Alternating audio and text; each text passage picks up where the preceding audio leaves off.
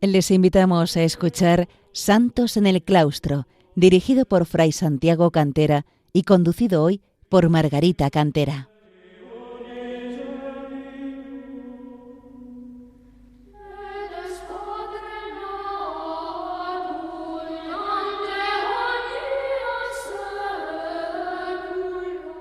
Queridos oyentes de Radio María, bienvenidos al programa Santos en el Claustro, en el que mi hermano Santiago y yo queremos acercar al hombre de nuestro tiempo, la vida y enseñanzas de tantos santos que han forjado su cercanía a Dios en la vida retirada de los claustros monásticos o en la soledad de los eremitorios. Nos acercamos hoy a la vida de la sierva de Dios, María de los Ángeles Orazu y Aizpurúa, monja concepcionista franciscana de tiempos no tan lejanos, pues falleció hace apenas un siglo, en 1921. Fue notable escritora mística en su monasterio de la Purísima Concepción de Valladolid, y sus obras han sido consideradas como la cima de la mística y equiparadas con la de Santa Teresa de Jesús y San Juan de la Cruz. Para conocer la vida de la sierva de Dios, contamos fundamentalmente con los estudios del franciscano Padre Luis Villasante, basados en los escritos de la religiosa concepcionista. Estos son fundamentalmente dos autobiografías que redactó por orden de sus confesores y que llamó La vida espiritual coronada por la triple manifestación de Jesucristo y La vida de la Reverenda Madre Ángeles Orazu, abadesa de las concepcionistas franciscanas del convento de la Purísima Concepción de Valladolid. La primera es ante todo un tratado sobre la vida espiritual en la que relata los diversos estados por los que atraviesa el alma desde su conversión hasta llegar a las más altas cimas de la mística. Como una autobiografía, pero despojada de los datos concretos e individualizantes, por querer imprimirle un carácter de tratado, más que de biografía. También se conservan numerosas cartas, muchas dirigidas a su director espiritual, el padre Mariano de Vega, y de las que se han publicado una pequeña parte.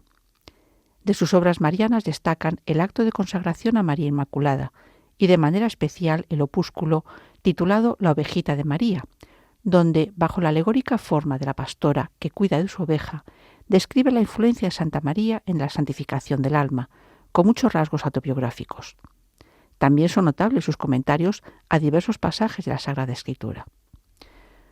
Sobre sus obras, el padre Villasante indica que, alma privilegiada y naturalmente bien dotada, es innegable la influencia real y la dependencia que tiene la Madre Orazu de sus lecturas y de la formación espiritual recibida de sus directores.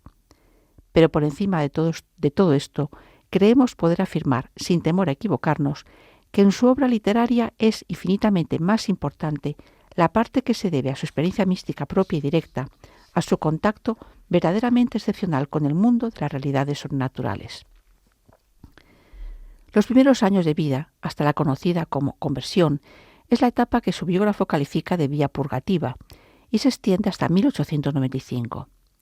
Esta etapa, según San Buenaventura, consiste en la expulsión del pecado y en nuestra religiosa abarca su infancia, su conversión tras una etapa de cierta disipación y los años de pruebas durante los primeros años de su vida monástica.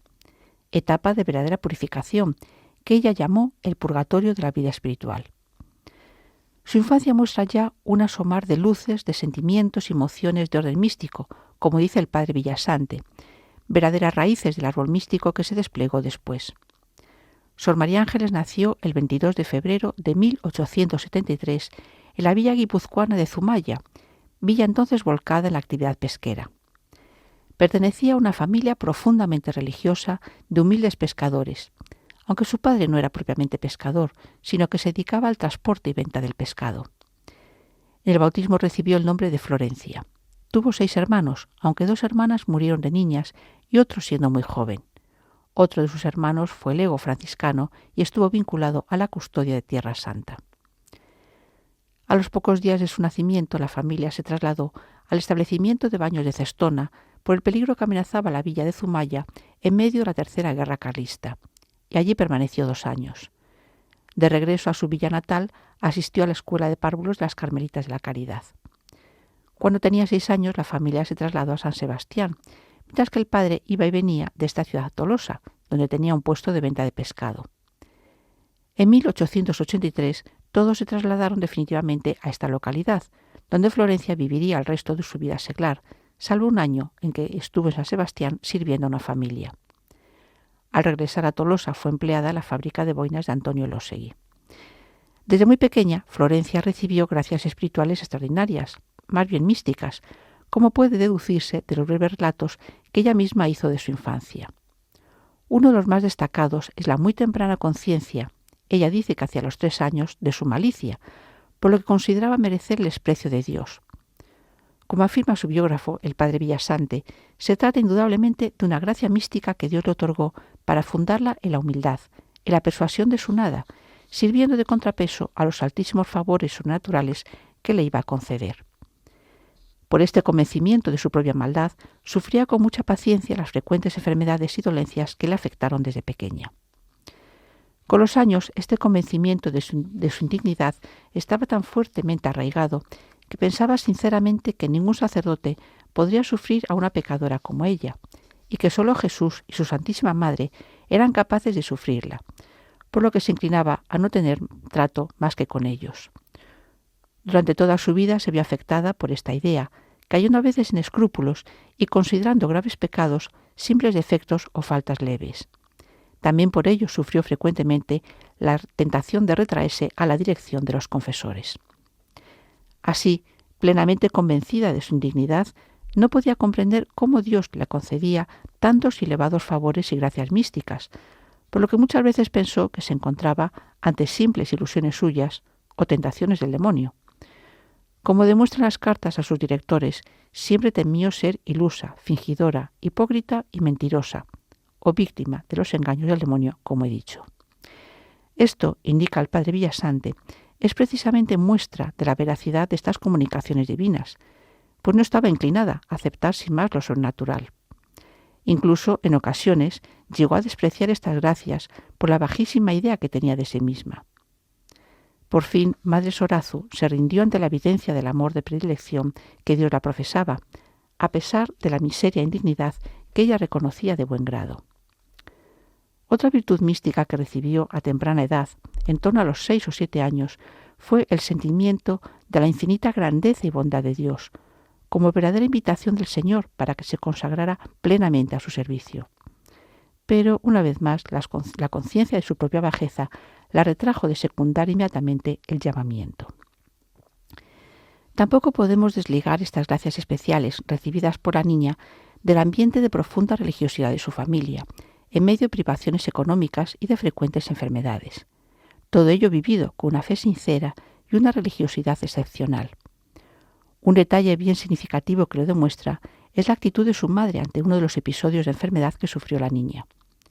Pidió a Dios su salud, pero con la condición de que fuese buena y no ofendiese a Dios con un solo pecado. Cuando la niña supo de esa petición, hizo el firme propósito de ser santa. Uno de los rasgos destacados de su carácter era la timidez, y ese retraimiento la invitaba al silencio y a la soledad. Cuenta, como detalle de ello, cómo en una reunión con sus amigas, cuando tenía unos 16 años, todas hablaron menos servidora, que guardé silencio según mi costumbre, porque nunca fui habladora. Parecía que yo había nacido para ermitaña. Por este retraimiento también le costó mucho mostrar la intimidad de su alma al confesor. Era un alma replegada sobre sí misma, como ella dirá en su tratado, describiendo así este tipo de almas. Les cuesta angustias mortales exteriorizar su vida íntima. Entre estas almas las hay rectas, sinceras, inocentes, candorosas como una niña, que se expansionan con los de su casa, pero no pueden franquearse con los extraños. Entre los 15 y 16 años, Florencia vivió un periodo de relativa disipación y afición a las distracciones, realmente inocentes, pero que después consideró como una etapa de descarrío y de pecado por conllevar una relativa tibieza y relajación, que se manifestó especialmente en una afición excesiva al baile, el baile suelto regional. Esto la condujo a aflojar la asiduidad con la que asistía a la iglesia y a los ejercicios de la Congregación de Hijas de María a la que pertenecía. Una amiga comenta sobre esto. A los 15 años era muy bailarina. En la calle Santa María, donde ella vivía, tocaba la filarmónica y bailaba. Había días que no se acordaba ni de comer. Era de temperamento tan alegre que le bastaba con bailar. Aunque comprendemos que fue una etapa en que vivió cierto enfriamiento religioso, no hubo pecados graves, aunque ella lo lamentase esta etapa profundamente, como muestra una conciencia muy recta y, como he dicho, también hasta escrupulosa. En el fondo respondía a su deseo de perfección para entregarse a Dios, aunque pensaba que debía retrasar su verdadera conversión a tener los 25 años, porque creía que, tras dicha conversión y una vez entregada a Dios, no podía cometer la menor imperfección, y sólo con esa edad sería suficientemente fuerte para asumir esa conversión verdadera. Hacemos una pausa para escuchar el canto Dulce Madre, dedicado a la Santísima Virgen por el grupo Escola Antigua, en homenaje a la veneración mariana tan fuerte que tuvo Sor María Ángeles Sorazu.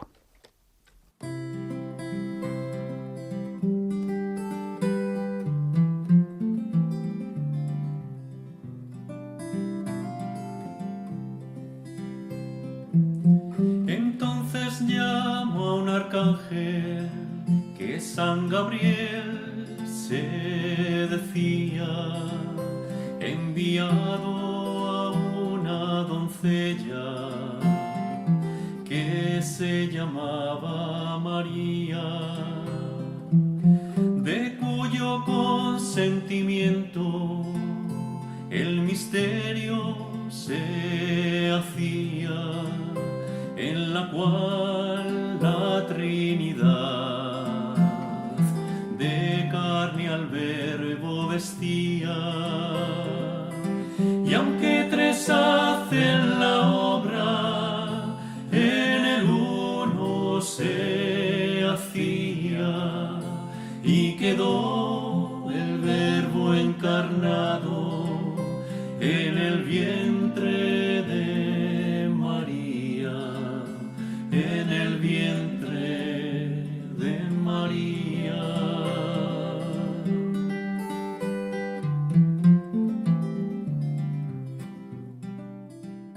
Tras escuchar este bello canto mariano, retomamos la narración de la vida de Sor María Ángeles Sorazu cuando va a vivir su conversión. Es a los 16 años cuando ésta se produce.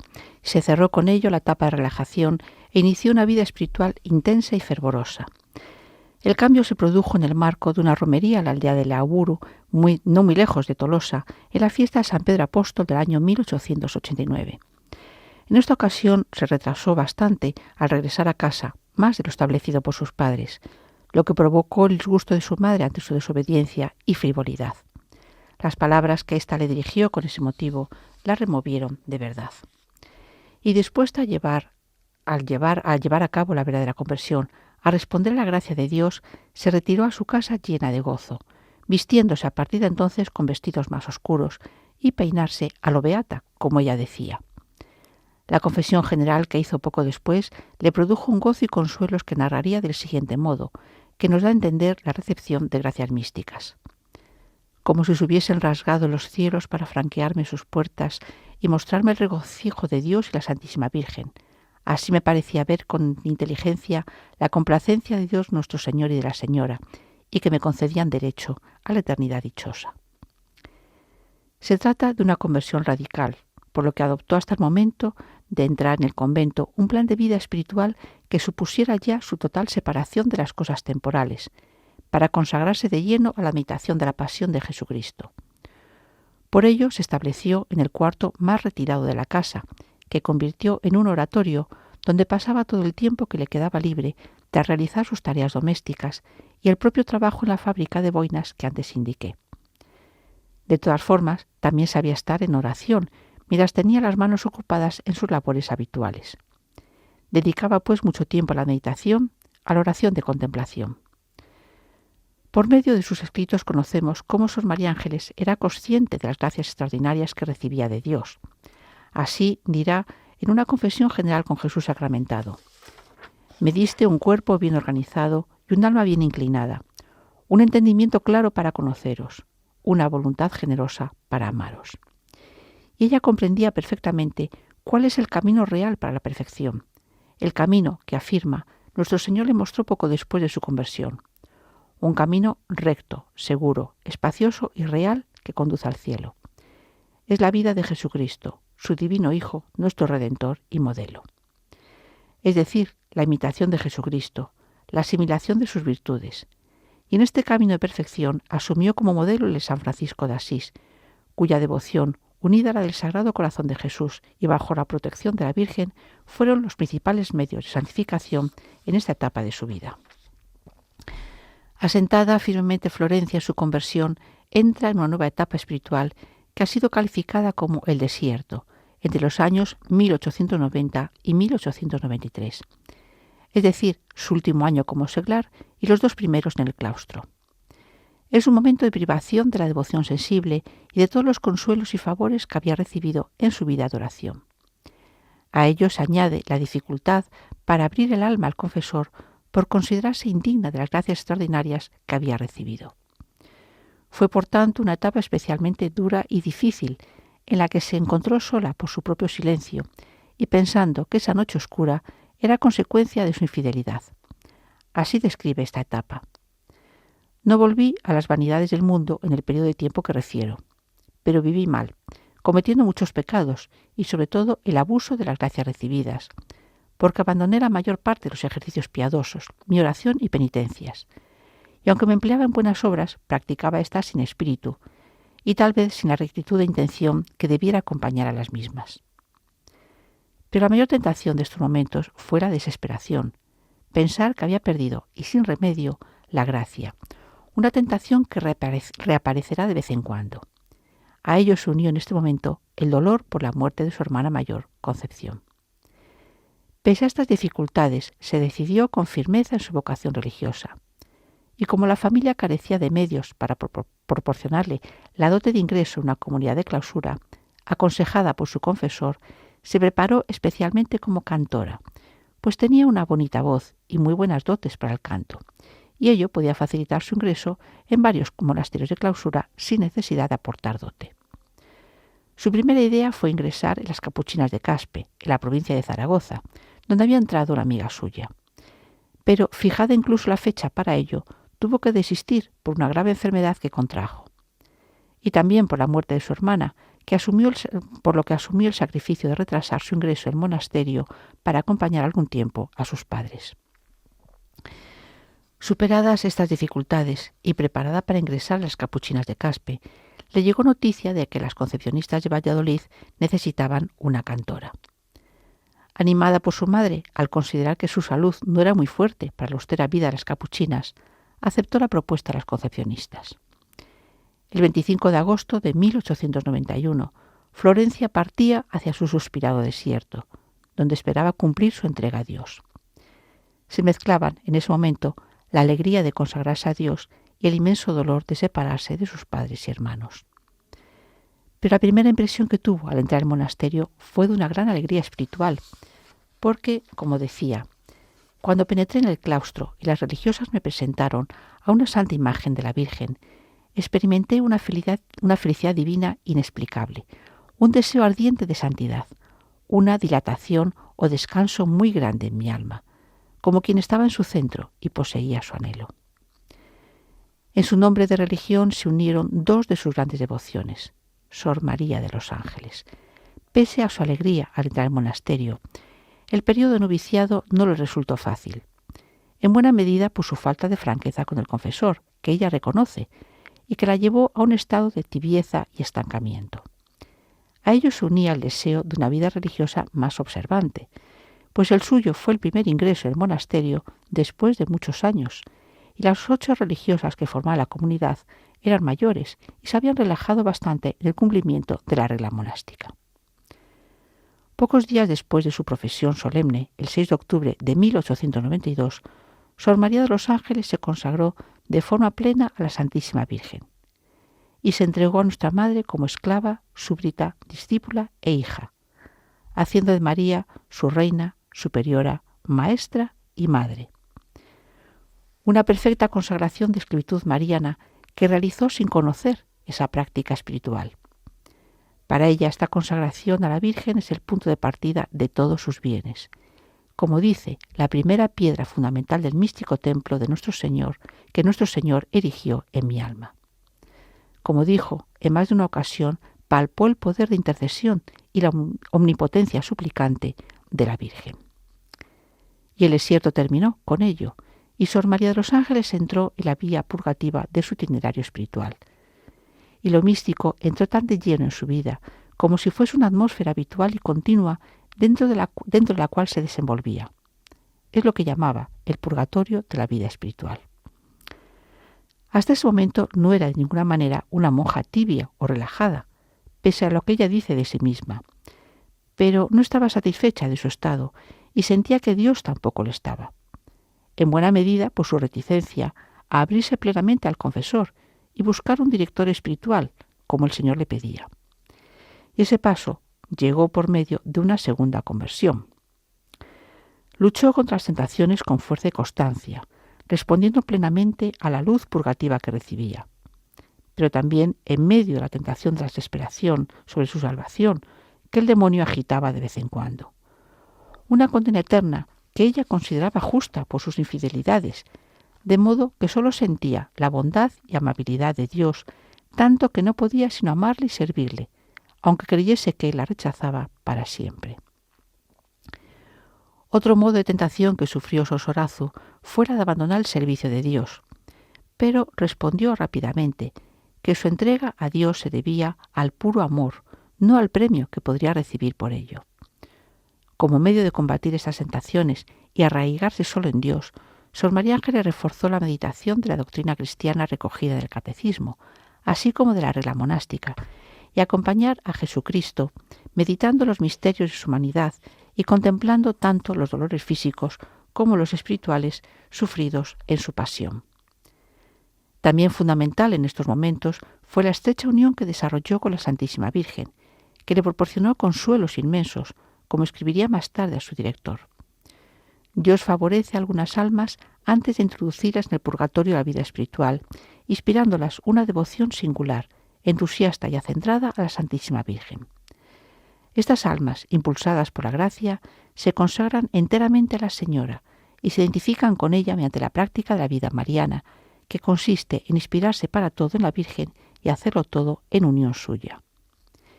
Vivía pues toda la jornada en presencia de la Virgen, con una unión mística muy especial, de modo que nos dice: todos los rincones del convento eran para mí oratorios, porque en todos oraba, vivía en continua comunicación con la Santísima Virgen y por su medio con Dios. Mi dependencia con la Señora era tan completa que aún para coser imploraba su asistencia, concediéndomela completísima para que santificase el trabajo con la oración. Así, el amor a la Virgen la llevaba a Dios, y el amor a Dios se convertía en una nueva ocasión o motivo para acrecentar su amor a la Virgen. Así decía que la Virgen es el mejor camino para ir a Jesús, o para que Jesús venga a nosotros, de modo que la identificación con la Santísima Virgen es el medio establecido por Dios para la anhelada fusión con Jesús, y por ello se consagró enteramente al estudio e imitación de sus virtudes. Interrumpimos en este momento de la vida la narración de la ejemplar vida de Sor María Ángeles Sorazu, que continuaremos en el próximo programa. Les recuerdo que pueden volver a escuchar este programa en el podcast y ponerse en contacto por escrito con nosotros del correo electrónico santosnelclaustro@radiomaria.es. Que el Señor, por intercesión de la sierva de Dios, María Ángeles Sorazu, les bendiga.